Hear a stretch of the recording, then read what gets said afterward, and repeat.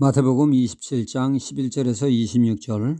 어느 마을에 품행이 방정치 못한 여인이 있었습니다.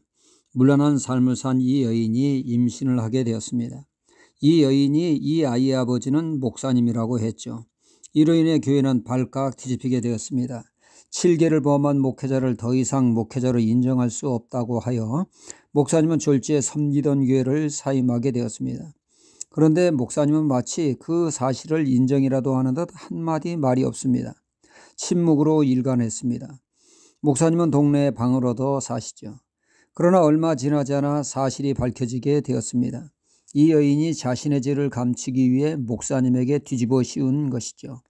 교회에서는 우리가 너무 겸손하게 처신했다고 목사님께 용서를 구하고 목사님을 다시 모시게 되었습니다. 목사님이 강단에 서기만 해도 은혜 받는 역사가 있었다는 이야기입니다. 때로는 많은 말보다 침묵이 더 많은 말을 대변합니다. 때로는 더 많은 말보다 침묵이 진실을 드러내기도 합니다. 그래서 침묵을 훈련하기도 하죠. 오늘 말씀은 예수님이 빌라도의 법정 앞에 서는 내용입니다. 주님은 빌라도의 질문을 받게 됩니다. 내가 유대인의 왕이냐?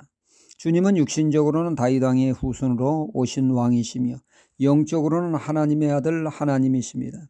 성경에 하나님은 왕으로 묘사하고 있습니다. 그러기에 주님은 짧게 그렇다고 말씀하셨습니다. 그리고는 이어 고소자들은 가진 모략 중상으로 주님을 마치 그것을 인정이라도 하시는 듯 침묵으로 일관하셨습니다. 억울하고 분통 터질 그들의 음해에 이런 반구도 하지 않으시고 내내 침묵하셨습니다. 침묵하심으로 주님은 아버지의 뜻에 순종하셨던 것입니다. 하나님께서는 전능하시지만 하나님의 큰 뜻을 이루기 위해서 구원 역사를 이루기 위해서 때로는 침묵하시는 때가 있으십니다. 가령 주님이 십자가의 고난 속에 아버지여 어찌하여 나를 버리시나이까 처절한 외침에 하나님 아버지는 철저히 침묵하셨습니다. 그 어떤 행동도 하지 않으셨습니다. 이는 하나님의 무능력함과 무관심의 표현이 아니요 구원 역사를 이루기 위함이셨습니다. 이렇듯 하나님은 때로는 냉정하다 싶을 정도로 침묵으로 일관하십니다. 하나님의 큰 뜻을 이루기 위해서 말이죠. 야곱에게는 12아들이 있습니다. 형들의 그 눈밖에 난 요셉을 죽이려고 시도했지만 큰형 그 루벤이 말려서 물 없는 우물에 던져 넣었습니다. 때마침 상인들이 지나가자 유다가 동생을 죽이는 것보다 종으로 팔자고 제안하게 되었고 형들은 이에 오케이 하고 다시 요셉을 우물에서 끌어올려 그를 종으로 팔아 넘깁니다.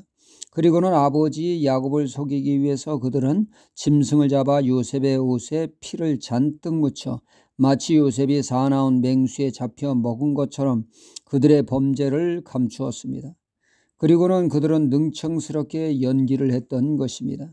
감쪽같이 속아 넘어간 아버지 야곱은 찢어지는 아픔 속에 노년에 정말 힘든 삶을 살게 됐습니다.